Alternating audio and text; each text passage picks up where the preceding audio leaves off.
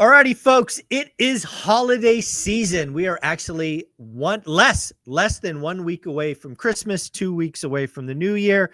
And as a landlord for the past 20 years, I've got news for you. Get ready for late rent. Every year for 20 years, my late rent is highest in January.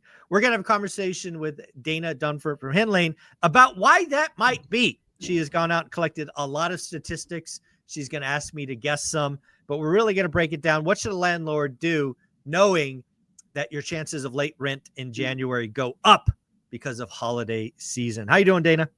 Great. Thanks so much for having me again.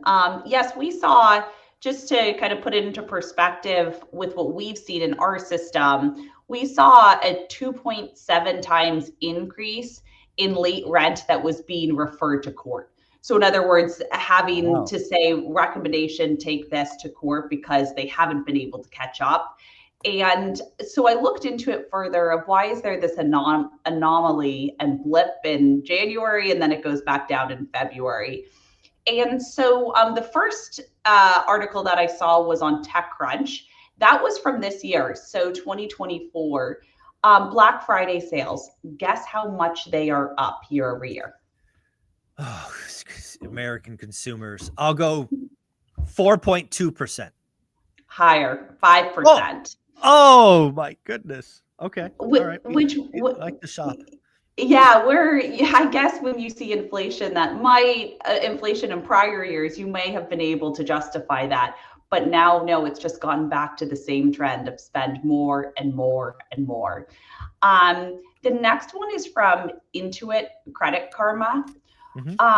Guess what percentage, or I guess 1/3 of Americans went into the holiday season. So this is before they started purchasing goods, right, and holiday presents. Guess how much credit card debt that they have? 1/3 of Americans going into it.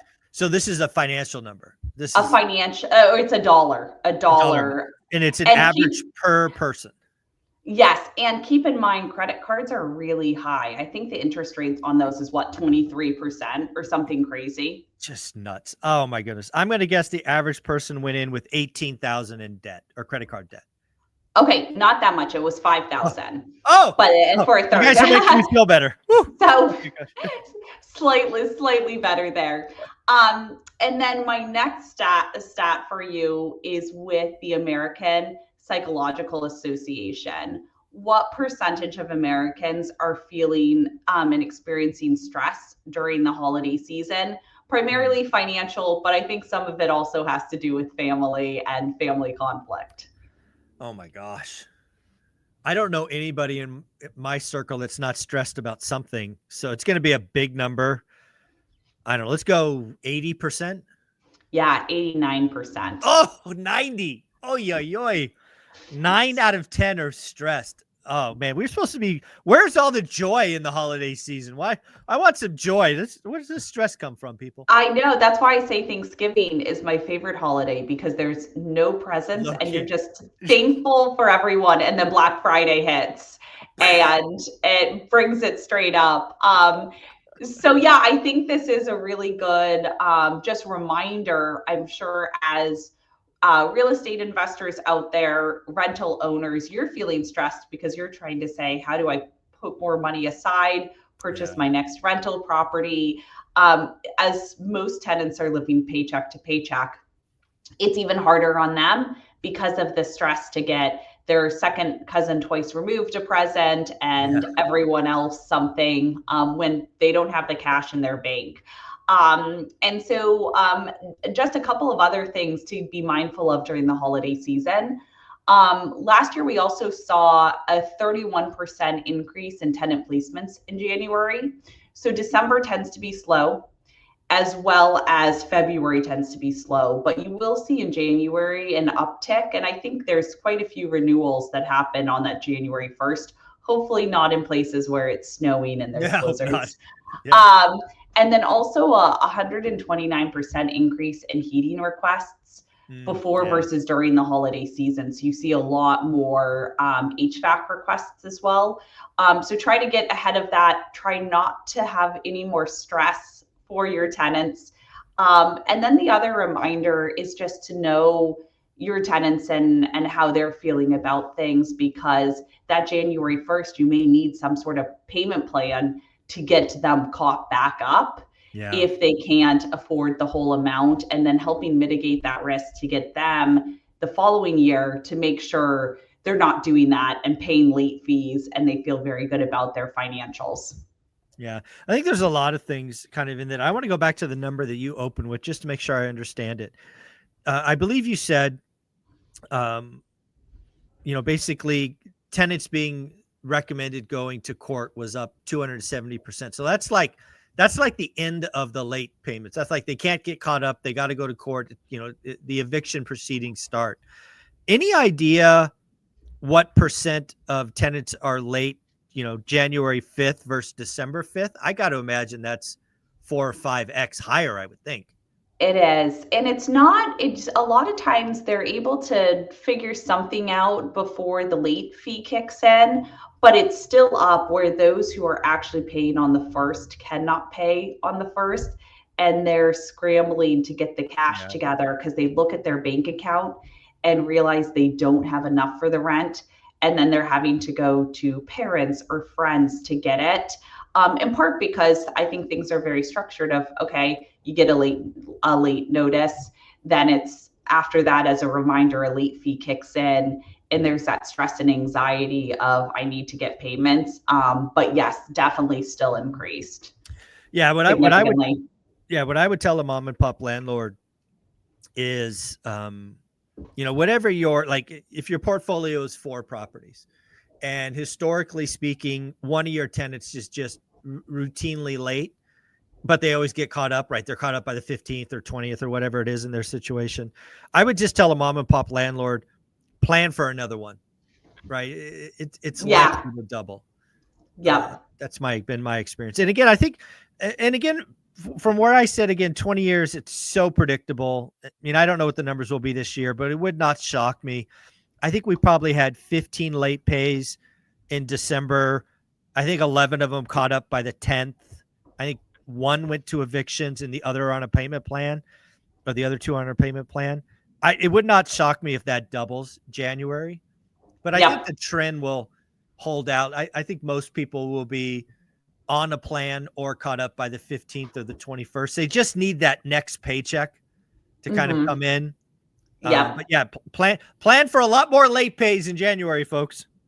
Yeah. And with it, one of the things that we've learned, especially with our mediation team, is when you go into it very much not attacking them, the tenant, because again, they're already stressed. 89% of Americans are feeling that financial burden and stress during the holiday season. What you want to go in is objectively to figure out, when is this actually going to be paid and how do we avoid this in the future? When and can it be, right? Because there's some folks that are just too far gone, but yes. Exactly. And so really inquire, understand why. When is your next paycheck? How much? What other expenses may come out of it?